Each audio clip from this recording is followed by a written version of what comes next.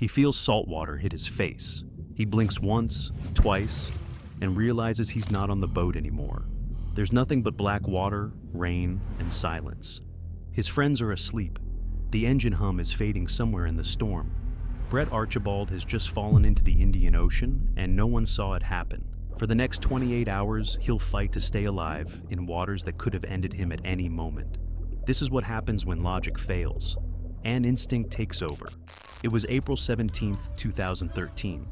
Brett, a 50-year-old South African businessman and avid surfer, was on a surf trip with 8 friends, heading toward Indonesia's Mentawai Islands. The plan was simple: ride waves, drink beer, live free for a week. They'd chartered a small boat for the crossing, one they'd taken before. They trusted the crew, trusted the route, trusted that this trip would be like all the others. But the weather had different plans. As the night went on, the ocean turned wild. Rain came sideways. The wind howled. The boat pitched and rolled so violently that people were falling asleep holding onto railings to keep from being thrown out of their bunks. Brett was seasick, violently so, likely from food poisoning. He'd been throwing up for hours. Around 2 a.m., desperate for air, he climbed onto the deck, steadying himself in the dark. Lightning flashed across the sky, revealing towering waves that seemed to swallow the horizon. He leaned over the side to be sick again, and at some point, he blacked out or lost his balance. When he came to, he was in the water. The shock was instant. The cold slammed into his body like a wall. He surfaced, coughing, trying to orient himself, but the storm had swallowed everything. The boat's lights were already gone. He screamed, but the wind shredded his voice before it carried a few meters. He kicked hard, trying to follow the sound of the engine, but it was useless. The waves were too strong. He was alone. He told himself someone must have seen. Any second now they'd realize. They'd turn back. But the minutes kept passing, and no one came. His body was burning from the salt. He tried to stay calm, forcing himself to think, "Don't panic. Float. Conserve your energy." That became his mantra. Stay calm, stay afloat, stay alive. On the boat, everyone was asleep. It wasn't until dawn that someone noticed Brett's bunk was empty. At first, they thought he was up early, maybe grabbing coffee on deck. Then they found his cap near the rail, soaked with seawater. The realization hit all at once. He'd gone overboard, hours ago, in the middle of the night. The crew turned the boat around immediately and radioed for help. They began scanning the endless ocean for one tiny human head among the waves. From above, search planes began circling, tracing grid patterns across hundreds of square kilometers of open sea. The chances of finding anyone were slim to none, but they searched anyway. Meanwhile, Brett was entering his 7th hour in the water. The sun came out, brutal and hot. His mouth was so dry that he started drinking seawater, then stopped when the nausea hit. He tried to use his shoes as a makeshift float, holding them under his arms. Every few minutes he'd turn, scanning the horizon for anything: land, a ship, a bird, but there was nothing. He began thinking about his wife and 2 kids back home in South Africa. He pictured their faces. He imagined what they'd feel when they heard he was gone. That thought hurt more than the salt water burning his eyes. He promised himself he wouldn't die out there, not like this.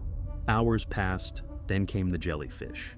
First, a single sting, sharp on his forearm, then another. Within minutes, more stings followed.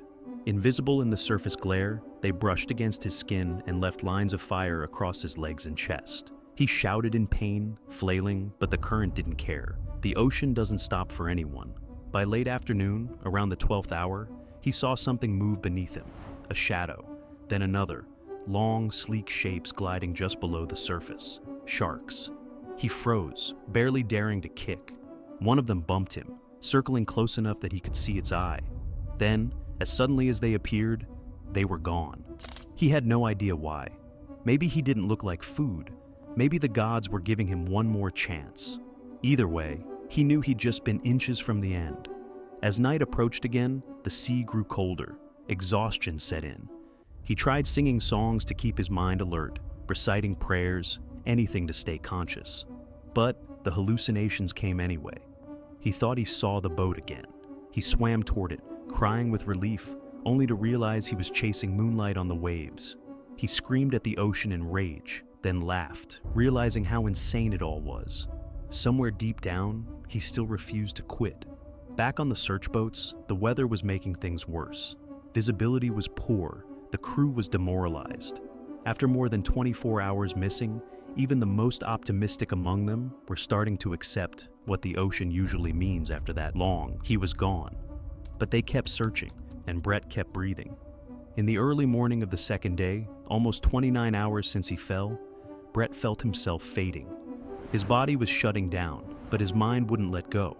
He saw what he thought was a fishing boat, far off in the distance, but he was too weak to wave.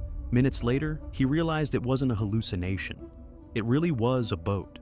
The crew of a local vessel scanning the area had spotted something unusual, a faint splash, a human shape among the swells. They steered closer, and when they saw him, the deck erupted in shouts. They threw a line, pulled him aboard, and collapsed beside him. Brett was barely conscious, skin blistered, lips cracked, but alive. Doctors later said there was no logical explanation for his survival. The combination of exhaustion, dehydration, and exposure should have killed him long before the rescue. He'd been awake for nearly 2 days, drifting through storms, heat, and hallucinations. Yet somehow, he made it. When asked how, he gave a simple answer. Logic told me I was dead. Instinct told me to keep moving. That's what makes his story different. It wasn't luck, or strength, or some secret technique. It was raw human instinct refusing to quit when everything else had. Because sometimes logic doesn't save you. It calculates the odds, weighs the facts, and decides there's no point. But instinct doesn't care about odds. It doesn't think. It just fights.